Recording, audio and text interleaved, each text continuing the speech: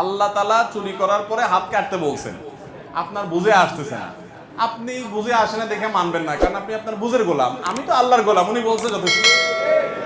আমি আমার বুঝের উপরে এত কনফিডেন্ট নাই যত কনফিডেন্ট আছে আল্লাহর নির্দেশের যৌক্তিকতার।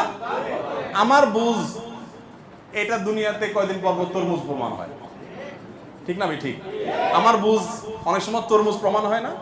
আমি বুঝছি 2 2 4, পরে দেখলাম ধরা খাই বসে আছে। এরকম হয় না ব্যবসা বাণিজ্য করতে গিয়ে? আপনারা ব্যবসায়ী মানুষ, তাহলে আমার বুঝের উপরে এত কনফিডেন্ট আমার কোত্থেকে আসে? এটা বোকামি ছাড়া আর কিছু নাকি? তারপর একটা কথা এখানে বলি, সেটা হলো চুরি করলে শরীয়ত কঠিন শাস্তির কথা বলেছে, তাই না? জেনা করলে কঠিন শাস্তির কথা বলেছে। একটা জিনিস আপনারা খেয়াল করবেন, ইসলামী শরীয়তের যে দণ্ডবিধি আছে, অপরাধের শাস্তিমূলক যে ব্যবস্থা আছে, একটু লক্ষ্য রাখবেন। এই ব্যবস্থাপনাটা ওই সকল অপরাধের ক্ষেত্রে যেই অপরাধগুলো ব্যক্তিকে শুধু ধ্বংস করবে না, সমাজকে ধ্বংস করবে। সমাজকে রক্ষা করার জন্য ওই কঠিন এবং চরম শাস্তির ব্যবস্থা ইসলাম রেখেছে। যেটা ব্যক্তির নিজের ক্ষতি হবে তার জন্য শরীয়ত কোনো কঠোর শাস্তি। আচ্ছা আমারে বলেন তো, মানে এজ এ কোরআন হাদিসের আপনার নির্দেশনা, নামাজ ত্যাগ করা বড় অপরাধ না জেনা করা বড় অপরাধ? বুঝে বলছেন?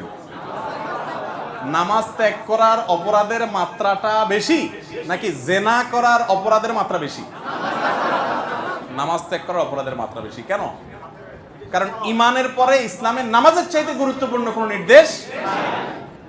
কিন্তু নামাজ যদি কেউ না পড়ে, শরীয়তে তার নির্দিষ্ট কোনো শাস্তির ব্যবস্থা কেন রাখে নাই? কারণ নামাজ যদি সে না পড়ে তার নিজের ক্ষতি হবে, সমাজের ক্ষতি হবে।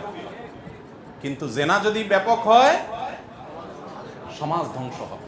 চুরি যদি ব্যাপক হয় চোরকে থামাইতে হবে, না হলে সমাজের অন্যরাও ক্ষতিগ্রস্ত।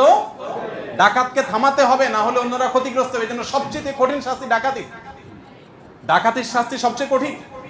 হাত পা বিপরীত দিক থেকে কেটে ফেলাও, ছুঁড়ে ছুঁড়ে হত্যা করো, মৃত্যুদণ্ড দাও বিচারিক ভাবে ডাকাতের বেলা। কারণ সমাজকে ত্রাসের সৃষ্টি করবে, ডাকাতের কারণে অনেক মানুষ ক্ষতিগ্রস্ত হবে। এই জন্য ভাই ইসলামী শরীয়ত দণ্ড রেখেছে কোথায় দেখেন?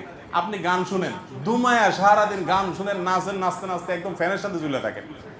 শরীয়তের জন্য কোনো শাস্তিমূলক ব্যবস্থা নির্দিষ্ট কোনো হদ ঠিক করে দেয় নাই। কেন? কারণ এটা আপনি নিজে গুনাহগার হচ্ছেন, জাহান্নামে পড়বেন, আপনার ক্ষতি আপনি করতেছেন। কিন্তু আপনি সমাজকে ক্ষতি করছেন, এখানে কঠিন শাস্তি। তাহলে চুরি এটা যদি ব্যাপকভাবে বেড়ে যায়, সমাজ কি ভালো হবে না খারাপ হবে? এই জন্য শরীয়ত এখানে কঠোর শাস্তির ব্যবস্থা। আর এখানে অনেক কথা আছে। এই যে শাস্তিমূলক ব্যবস্থাগুলো আবার প্রমাণ করতে এমন প্রমাণ লাগবে, সন্দেহের ঊর্ধ্বে হতে হবে। এই জন্য সমস্ত ফুকাহা ইকরামের কাছে ঐক্যবদ্ধ একটা মূলনীতি হলো আল হুদুদুত তানদারি ওয়া শুবহাত। মাদ্রাসার ছাত্ররা বুঝবেন যে ইসলামের শাস্তিমূলক ব্যবস্থা কোনো বিচারক কার্যকর করতে হলে সন্দেহের ঊর্ধ্বে হতে হবে। কোন রকম সংশয় হলে এটা প্রমাণ করা যাবে না। তার মানে আল্লাহ নিজেও চান না যে কথায় কথা মানুষের হাত কাটুক। একটা দুইটা এক্সাম্পল হবে, সব সুইচের মতো সোজা হবে। একটা দুইটা এক্সাম্পল হবে, একেবারে সব তারের মতো সোজা হয়ে যাবে। এই জন্য ভাইরা আমার, শরীয়তের দণ্ডবিধিগুলো এমনি এমনি দেওয়া হয়নি। সেগুলো নিয়ে আমাদের গভীর পড়াশোনা করলে আপনি বুঝবেন। আর প্রথম কথা কিন্তু ওই মূল কথা, আমারও তো বুঝাবুঝির কাম নাই ভাই, আমার আল্লাহ বলছে তো ওর চাইতে অযৌক্তিক আর যৌক্তিক কোত্থেকে হবে? আমার বুঝের চাইতে আল্লাহ নির্দেশের যথার্থতা